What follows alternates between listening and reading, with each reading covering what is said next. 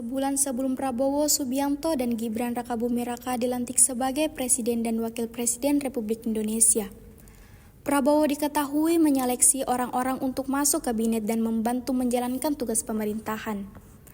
Terkait hal ini, pihak Partai Gerindra mengklaim hanya meraih kursi minoritas.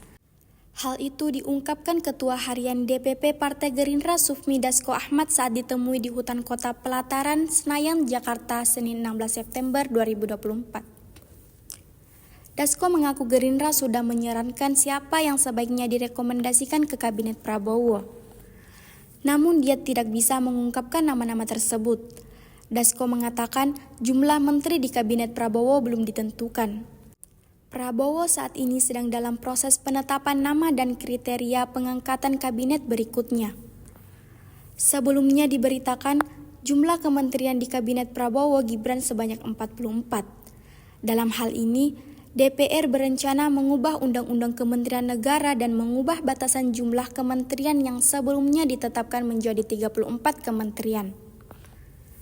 Selain jumlah kementerian, beredar pula kabar Kabinet Prabowo Gibran akan diisi kalangan profesional murni atau menteri yang ditunjuk. Prabowo diperkirakan akan mengumumkan susunan kabinetnya segera setelah menjabat pada 20 Oktober mendatang.